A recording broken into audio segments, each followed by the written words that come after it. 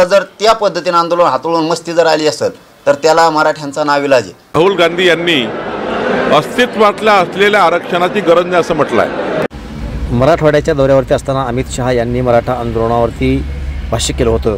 त्यांनी असं सांगितलं होतं की गुर्जर, जाट, पटेल अशा 3 आंदोलनाचा आम्हाला अनुभव आहे आणि हे आंदोलन हाताळून सुद्धा आमची सत्ता आली होती. अशा पद्धतीचं भाष्य करत त्यांनी मराठा आंदोलनाकडे दुर्लक्ष करण्याचा संदेश भाजपच्या लोकांना दिला होता. त्यावरती जरांगे पाटलांनी टीका केली आहे. जरांगे पाटील या बाबतीमध्ये काय म्हणाले आपण ते प्रथम समजून घेऊ. टप्प्याटप्प्याने इतरांचीही मतं समजून घेऊ.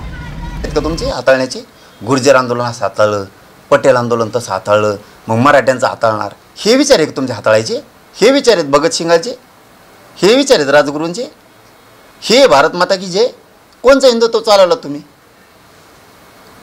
कळस बसायच्या अगोदर मूर्त्या बसवणार आहे तुम्ही आणि तुम्ही मराठीचं आंदोलन हाताळणार आता.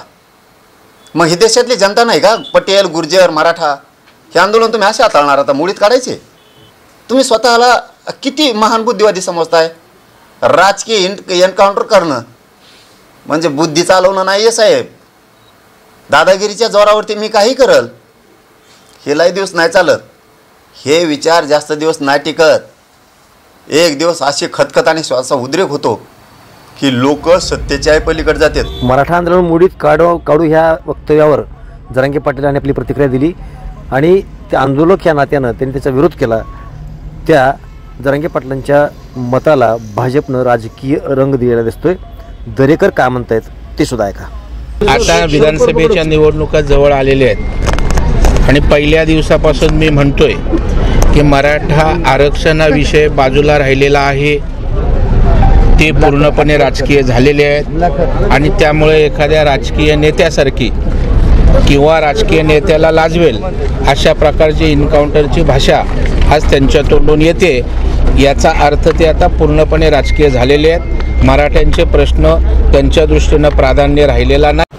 मराठ्यांचे प्रश्न महत्त्वाचे आहेत म्हणूनच जरांगे पाटील अशा पद्धतीने विरोध करत आहेत. हे सर्वसामान्य मराठ्यांना आणि महाराष्ट्रातल्या जनतेला माहिती आहे. आपण वेगळी भूमिका मांडला तरी महाराष्ट्राला कळू शकतं की आपण राजकीय आहेत की जरांगे पाटील राजकीय आहेत. आता सर्व वाद ज्या मुद्द्यावरून उपस्थित झाला ते अमित शहा यांचं वक्तव्य काय होतं आपण ते परत एक वेळ समजून घ्यायचा प्रयत्न करू. म्हणजे आपल्याला लक्षामध्ये बसेल की जरांगे पाटील जी आपली भूमिका मांडत आहेत ती योग्य आहे किंवा अयोग्य आहे. ज्या पद्धतीने भाजप मत मांडते ते भाजपचं ही मत चुकीचं आहे की बरोबर आहे हे आपल्या लक्षामध्ये येईल. परत एक वेळेस पाहू की अमित शहा काय म्हणाले होते. मराठा आंदोलनाची चिंता करू नका, ते सरकार बघेल. आमच्या वेळीतील आंदोलनं सुरू होती तरीही आपण जिंकलो. मराठवाड्यात 30 जागा नक्की येतील. ज्यांना आंदोलन करायचं आहे त्यांना करू द्या. विरोधी पक्षातील कार्यकर्त्यांना घेऊन विजय तुमचाच होईल. अशा पद्धतीची विधानं अमित शहा यांनी केली होती. म्हणजेच मराठा आंदोलन मोडीत काढू असा त्याचा अर्थ होत नाही का? जर त्या पद्धतीने आंदोलन हाताळून मस्ती जर आली असेल तर त्याला मराठ्यांचा नाविलाज आहे आणि तुम्ही मराठ्याच्या नादात पडू नका. ज्या पटेलांना पोलवादी पुरुषोत्तम म्हणत होते सरदार वल्लभभाई पटेलांना, ज्यांनी या देशात खचलेला देश आणि त्या देशात मनगटात जे लोक खचले होते त्यांच्यात पोलाद भरलं होतं असे शब्द होते दारदार. मराठ्यांचं आंदोलन हाताळू काय मिळालं तुम्हाला मोडून? पटेलांचं आंदोलन मोडून, गुर्जरांचं आंदोलन मोडून, जाटांचं आंदोलन मोडून काय करताय तुम्ही? हे हाताळण्याची पद्धत नाही आहे. याला दादागिरीची पद्धत म्हणतात आणि ही लय दिवस टिकत. राहुल गांधी यांनी अस्तित्वातल्या असलेल्या आरक्षणाची गरज नाही असं म्हटलं आहे. ते आम्ही लवकरच कमी करू असं राहुल गांधी बोलले. यावर जरांगेजींनी आपली भूमिका स्पष्ट केली पाहिजे किंवा यावर जरांगेंनी काहीतरी बोललं पाहिजे की राहुल गांधी म्हणतात की अस्तित्वातलं बंद करू, अस्तित्वातल्या आरक्षणाची गरज नाही, मग नवीन आरक्षणाचं काय? जरा काँग्रेसला विचारलं पाहिजे. देवेंद्रजी फडणवीस यांनी तर मराठा समाजाला तेव्हाही आरक्षण दिलं, आताही आरक्षण देण्याच्या संपूर्ण आम्ही सर्व बाजूने आहोत. एकनाथ शिंदेजी काम करतात. भाजपच्या लोकांनी आता एक नवीनच फॉर्म्युला राजकारणामध्ये आणलेला आहे. हे सत्तेमध्ये आहेत, यांना काही मागणी केल्याच्या नंतर ते म्हणतात की विरोधकांना विचारा.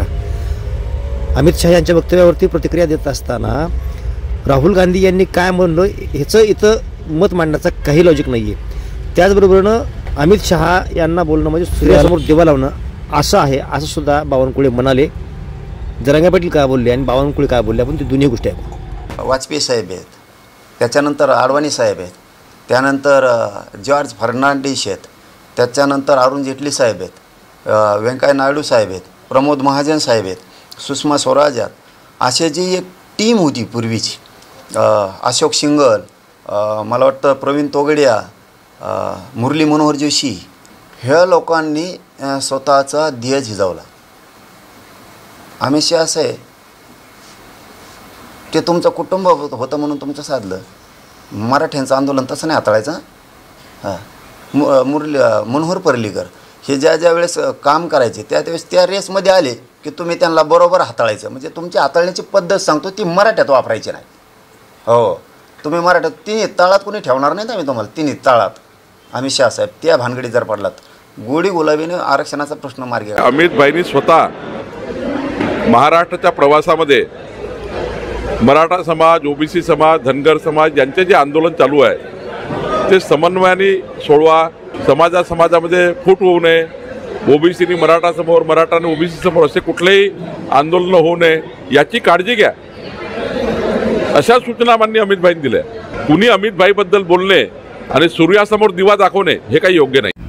राज्यामध्ये असणाऱ्या अनेक जातींना आरक्षणाची गरज आहे. धनगर आरक्षण असेल, मराठा आरक्षण असेल, अनेक जाती आरक्षणासाठी लढत आहेत आणि त्याने आरक्षणासंदर्भामध्ये मागणी करणं, आंदोलन करणं हे असे आंदोलनं सरकार जर मोडीत काढणार असेल आणि त्या बाबतीमध्ये जर त्या संबंधित समूहाच्या प्रमुखानं काही बोललं असेल तर हे म्हणजे सूर्य आणि ते बोलणारे म्हणजे सूर्यासमोर दिवा लावणं योग्य नाही. अशा पद्धतीची भाषा वापरणं हे सरकारमधील लोकांना शोभत नाही आणि अशी भाषा ती वापरत असतील तर हे निश्चित आहे की त्यांना सत्तेचा गर्व चढलेला आहे आणि हा सत्तेचा जो काही गर्व आहे ते गर्वाचं हरण जनता निश्चितपणे करत असते. सरकारला एखाद्या गोष्टीची मागणी करणं हे जनतेचं काम आहे आणि त्याची पूर्तता करणं सरकारचं काम आहे.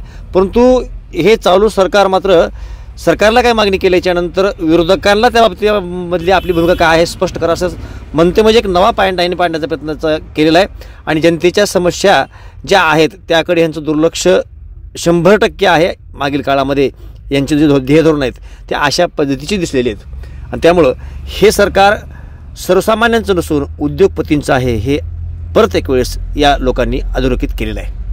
या बाबतीमधल्या आपल्या प्रतिक्रिया निश्चितपणे कमेंटला कळवा. जय महाराष्ट्र.